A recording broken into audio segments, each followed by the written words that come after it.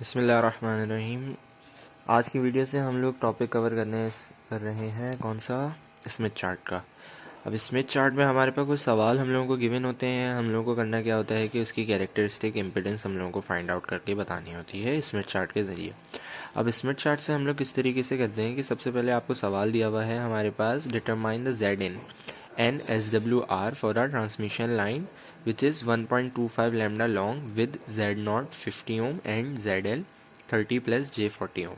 अब एक सर्किट हमने खुद ही बनाया है, ये गिवन नहीं था, आप खुद भी बना सकते हैं, जिसमें एक ट्रांसमिशन लाइन जो है 1.25 लैम्डा की लेंथ के साथ गिवन है, जिसके साथ हमारे पास एक लोड लगा हुआ है। अब लोड की वैल्यू हमारे पास इम्पिडेंस की दे दी है और Z0 भी हमारे पास हम लोगों को गिवन है 50 ohm। अब हम लोगों को फाइंड आउट क्या करना है, हम लोगों को इसकी जेड इन की वैल्यू फाइंड आउट करनी है कि इनपुट पे कौन सी इम्पिडेंस आएगी। वो हम लोग किस तरीके से करते हैं, स्मिथ चार्ट के ज़रिए। अब इस स्मिथ चार्ट में हमारे पास सबसे पहला हम लोग क्या करेंगे कि जो भी हमारे पास जेड एल है वो हम लोग नॉर्मलाइज़ कराएंगे। सबसे पहले तो आप लोगों ने क्या करना है, नॉर्मलाइज़ कराना है। जेड एल की वैल्यू हमारे पास 30 प्लस J40 ओम है। अब इसको नॉर्मलाइज़ कराने के लिए Z0 से आप डिवाइड कर दें, 50 से आप डिवाइड कर दें। डिवाइड जब हो जाएगा तो हमारे पास क्या आ जाएगा, ZL 0.6 प्लस 0.8 आयोटा। अब इसका भी यूनिट हमारे पास ओम है क्योंकि ये भी हमारे पास इम्पिडेंस है। अब ये जो हमारे पास इम्पिडेंस आई है, ये लोड इम्पिडेंस हमारे पास एक्चुअल लोड इम्पिडेंस आ गई, जिसको हम लोग डी नॉर्मलाइज भी बोल सकते हैं। डी नॉर्मलाइज बोलो, नॉर्मलाइज इम्पिडेंस। तो ये इस नॉर्मलाइज इम्पिडेंस को सबसे पहले आपने स्मिथ चार्ट पर प्लेस करना है, स्मिथ चार्ट पर प्लॉट करना है। अब वो कैसे करना है वो मैं आपको बता देता हूँ। मैं स्मिथ चार्ट मेरे पास है, ये आ गया स्मिथ चार्ट। अब हमारे पास जो वैल्यू हम लोगों ने प्लेस करनी थी वो क्या थी, 0.6 प्लस J0.8। अब आप लोग जैसे ये वाले जो सर्कल हैं, इस तरीके से जो सर्कल बने हुए, ये हमारे पास रिप्रेजेंट करते हैं रियल पार्ट को। ये वाले सर्कल ये रियल पार्ट को रिप्रेजेंट करते हैं। और जो इस तरीके से लाइनें आप लोग देख रहे हैं, ये वाली लाइंस, ये लाइन आ रही है, ये हमारे पास इमेजिनरी लाइंस हैं। ये हमारे पास इमेजिनरी लाइंस है। अब जो सर्कल के बीच की जो लाइन आ रही है, ये बीच की लाइन ये वाली आ रही है। इससे ऊपर की जितनी वैल्यूज़ हैं इमेजिनरी में, ये वाली लाइंस, ये पॉजिटिव इमेजिनरी लाइंस हैं। और नीचे वाली लाइंस, ये वाली लाइंस, ये नेगेटिव इमेजिनरी लाइंस हैं। और रियल वैल्यूज़ हमारे पास ये हैं, ये सारी वैल्यूज़ रियल हैं।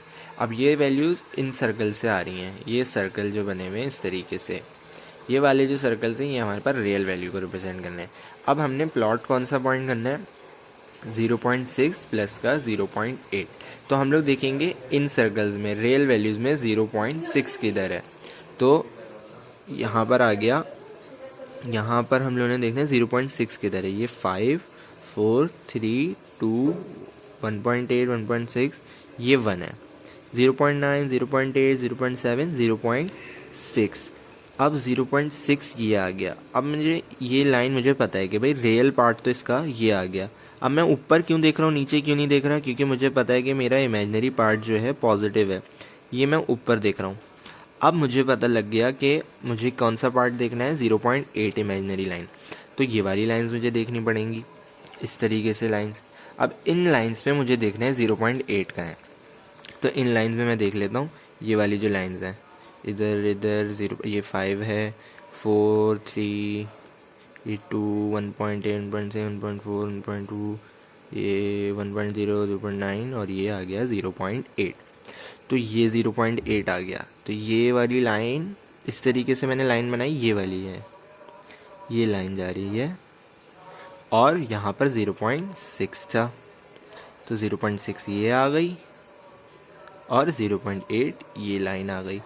अब यहाँ पर जो पॉइंट कट करेगा इन दोनों को, वो हमारे पास कौन सा पॉइंट होगा, ZL, जो हम लोगों ने प्लेस करा है, जिसकी वैल्यू क्या है 0.6 और J 0.8। अब यहाँ पर मैंने एक डॉट लगा दिया। अभी जो बाकी जो सर्कल वर्कल बना हुआ है वो आप लोग निगलेक्ट करते हैं, वो समझ लें अभी मैंने नहीं बनाया हुआ है, अभी सिर्फ मैंने यहाँ पर एक पॉइंट मार्क करा हुआ है। अब मैं क्या करूँगा, यहाँ पर ZL आ गया। अब यहाँ से मैंने एक लाइन बनाई, ये मैंने अपने लिए बनाई है, ज़रूरी नहीं है यहाँ पर लाइन मैंने, क्योंकि इधर मैं इसकी वैल्यू नहीं लिखना चाह रहा था, क्योंकि इन वैल्यूज़ के ऊपर फिर क्या है कि मैं लिखूँगा ये वैल्यूज़ मिट जाएंगी। तो मैंने क्या करा, यहाँ पर एक ऐसी लाइन बनाकर मैंने इसकी वैल्यू यहाँ पर लिख दी कि भाई मुझे याद रहे कि ZL मैंने क्या प्लेस करा है, 0.6 0.8 जो मेरे पास नॉर्मलाइज था, ये पॉइंट मैंने प्लेस कर लिया। अब इसके बाद जो नेक्स्ट स्टेप होता है, नेक्स्ट स्टेप हमारे पास क्या होगा कि हम लोगों ने प्लॉट कर दिया। अब SWR सर्कल बनाना है। SWR सर्कल कैसे बनाना है कि ZL हमने प्लेस कर दिया।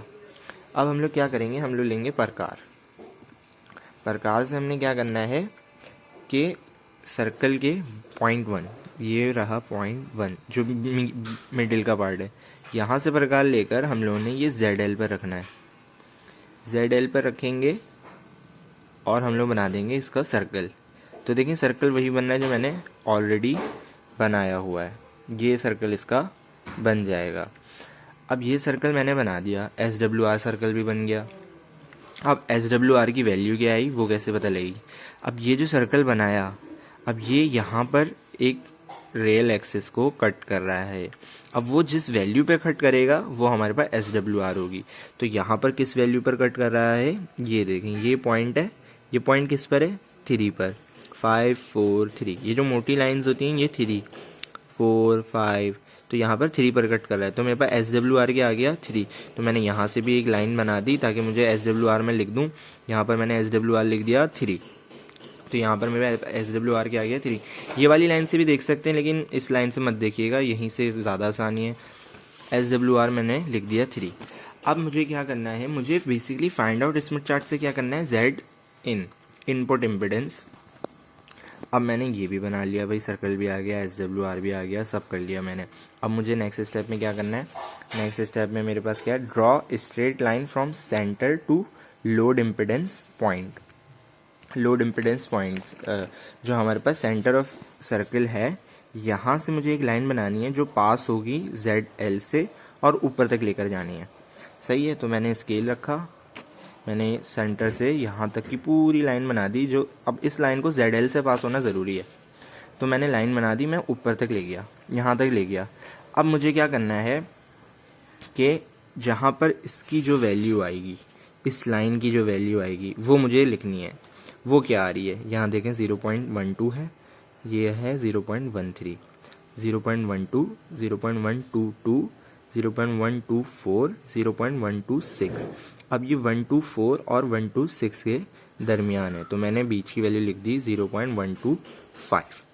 तो 0.125 मैंने लिख दी। अब मुझे फाइंड आउट क्या करना है, ZIN।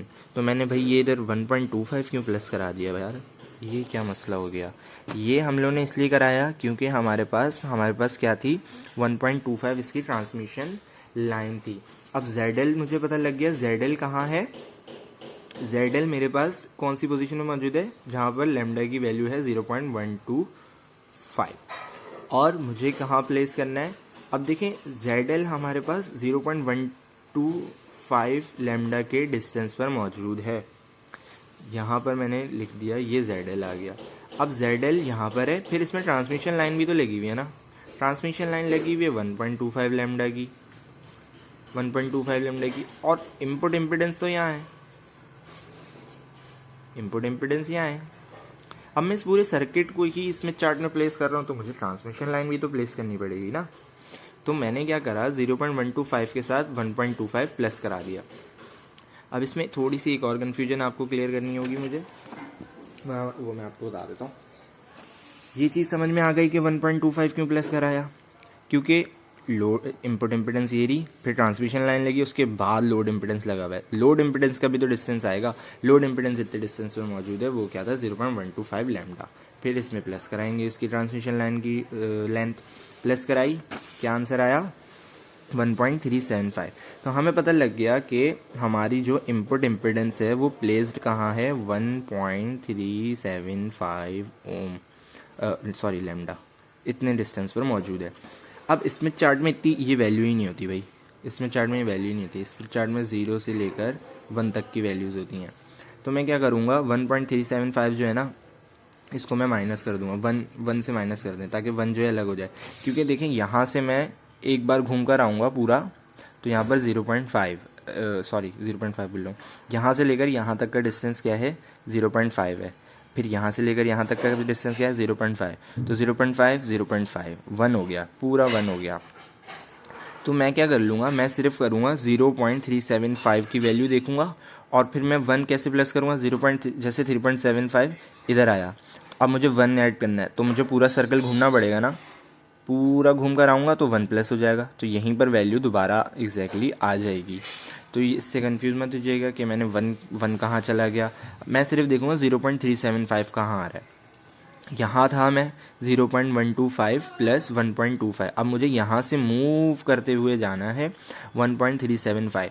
अब यहाँ पर एक और चीज़ मैं आपको बता दूँ कि देखें ये क्या लिखा हुआ है, wavelength towards generator. Generator कहाँ होता है, इनपुट पर, जनरेटर होता है इनपुट पर और लोड हमारे पास यहाँ होता है। तो हम लोग कहाँ जा रहे हैं, वेवलेंथ जनरेटर से इनपुट पर लोड पर जा रही है, बल्कि नहीं, लोड से हम लोग कैलकुलेट कर रहे हैं, क्योंकि अभी हम लोग ZL पर है ना, ZL पर है तो हम लोग लोड से जनरेटर की तरफ जा रहे हैं। तो लोड हमारे पास यहाँ पर है, मुझे जाना कहाँ है, जनरेटर की तरफ। मैं कौन सी वेवलेंथ देखूंगा, वेवलेंथ टूवर्ड जनरेटर, एरो किधर है, यूँ, तो मैं किस तरफ जाऊंगा, क्लॉकवाइज जाऊंगा। तो मुझे यूँ जाना है, यूँ नहीं चले जाइएगा, यूँ जाएंगे तो हम लोग जब जनरेटर से किसकी तरफ जा रहे होते हैं, लोड की तरफ जा रहे होते हैं, तब करते हैं। लेकिन अभी हम लोग लोड यहाँ पर है, जनरेटर की तरफ जा रहे हैं, तो 1.375, तो मुझे क्या करना है, 0.375 देखूंगा, वहीं पर 1 ऐड कर दूंगा, तो मुझे घूमकर वहीं पर आना पड़ेगा। तो मुझे पता है 0.13 0.14, यहाँ पे मुझे वैल्यूज़ देखनी है, 0.375 किधर आएगा। यहाँ पर देखिए 0.25 26 27 28, और मैं चलता जाऊँगा 0.33 0.34 0.35 36 37, 0.37 वैल्यू क्या थी 0.375। अब देखिए यहाँ पर उल्टा हो गया, मैं सीधा कर देता हूँ, यहाँ पर आ गया 0.37 372 374 376, इन दोनों के बीच में आ रहा है पॉइंट। तो यहाँ पर क्या होगा, 0.375 यहाँ पर होगा, मैंने लिखा हुआ नहीं है, मैं दोबारा लिख देता हूँ, 0.375 ये पॉइंट आ गया। अब मुझे कुछ नहीं करना, इस पॉइंट को मैं क्या करूँगा, यहाँ से मैंने एक लाइन बनाई जो सेंटर पे मैं कनेक्ट कर दूंगा, ये लाइन में बना दूंगा, सही है। और जो SWR के सर्कल पर ये वैल्यू कट कर रही होगी वो मेरे पास क्या हो जाएगी, ZN। अब यहाँ पर पॉइंट पे कट कर रही है, अब इसकी वैल्यू कैसे पता लगेगी, हमें पता है कि भाई ये वाले जो सर्कल्स हैं ये हमारे पास इमेजिनरी लाइंस हैं, और ये वाले जो सर्कल्स हैं बड़े वाले ये रियल पार्ट है।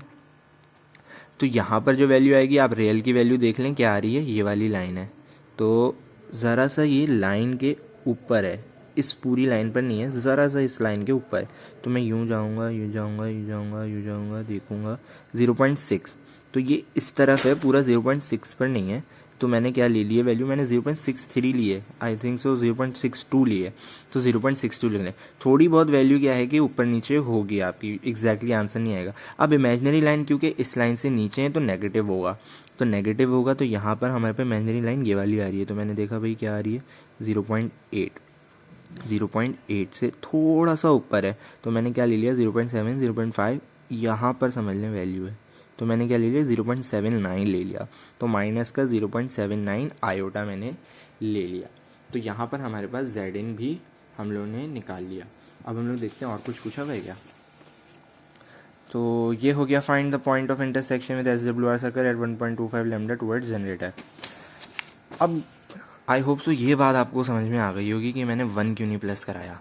अब देखें 0.375 यहीं आया, अब मैं जब 1 इस पर प्लस कराऊंगा ना तो मुझे पूरा घूम कर इधर ही आ जाऊंगा मैं दोबारा, तो मैं 1.375 पर लगाऊं पॉइंट या 0.375 पर, बात वही है, क्योंकि 1.375 तो सर्कल में है ही नहीं, क्योंकि यहाँ से सिर्फ 0.5 यहाँ तक होता है, या आधा सर्कल 0.5 आधा सर्कल 0.5, तो मैं 0.375 यहाँ लिखूंगा, फिर घूम कर आऊँगा तो वो पूरा 1 हो जाएगा, तो वैल्यू तो यहीं रहेगी, यहीं की नहीं रहेगी। तो ये हो गया 0.375 और ZN हमने निकाल लिया। तो इस सवाल में और तो कुछ नहीं करना, ZN ही निकालना था।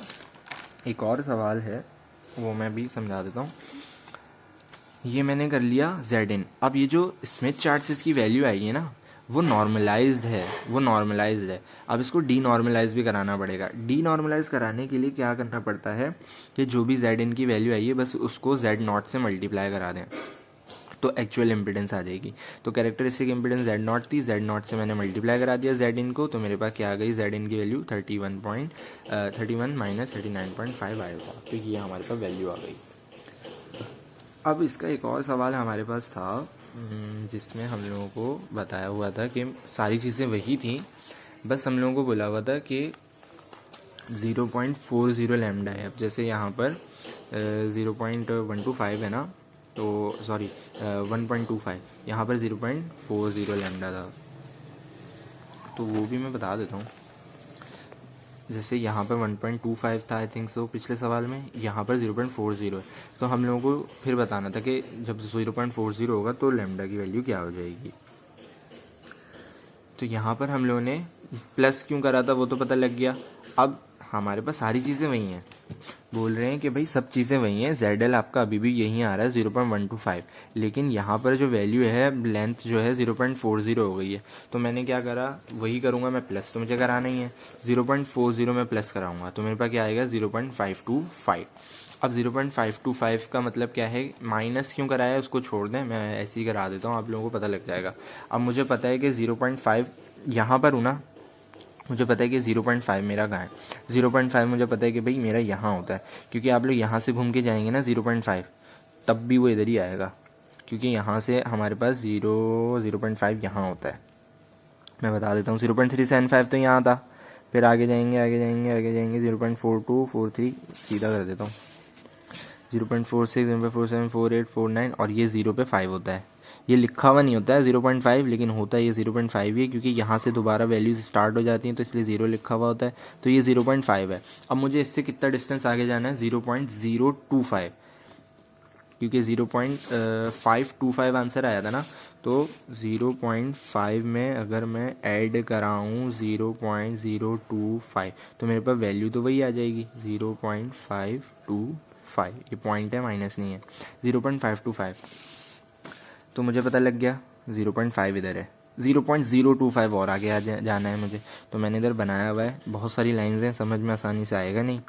तो 0.5 इधर है, यहाँ पर हमारे पास क्या है 0.01, इनको नहीं देखना, ऊपर वाली लाइंस को देखना है, सही है। पता चला इनको देखने लग गए तो समझ में ही नहीं आएगा।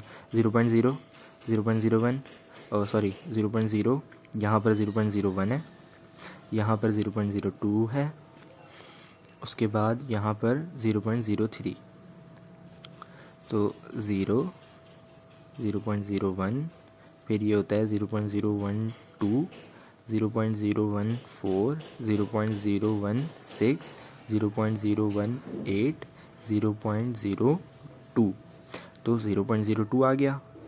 अब 0.022 0.024 0.026, तो 0.024 और 0.026 के बीच में मेरा पॉइंट आएगा। तो मैंने क्या करा, यहाँ पर एक हल्की सी लाइन लगाई और मैंने सेंटर ऑफ सर्कल से कनेक्ट कर दिया। यहाँ से कनेक्ट कर दिया तो मेरे पास SWR के जिस पॉइंट पर मेरे पास कट कर रहा होगा वो मेरे पास Zin, तो यहाँ पर कट कर रहा है, यहाँ पर वैल्यू मैंने देखना आपको बता दी, यहाँ पर Zin की आप रियल पार्ट देखेंगे। अब क्योंकि ये ऊपर है इसमें चार्ट ऐसे कर लेता हूँ, ये वाले सर्कल रियल पार्ट के इस पॉइंट पे देख लें, रियल पार्ट पे क्या आ रहा है, रियल पार्ट पे 0.34 आ रहा है, और इमेजनरी पार्ट हमारे पास ये वाली लाइन्स, इमेजनरी पार्ट पे मेरे पास क्या आ रहा है 0.14J। तो यहाँ पर हमारे पास इस तरीके से ZL आ गया। तो आई होप वीडियो में समझ में आ गया होगा। अगर कोई भी सवाल हो तो नीचे कमेंट्स में लिख दें, मैं ज़रूर रिप्लाई करूँगा।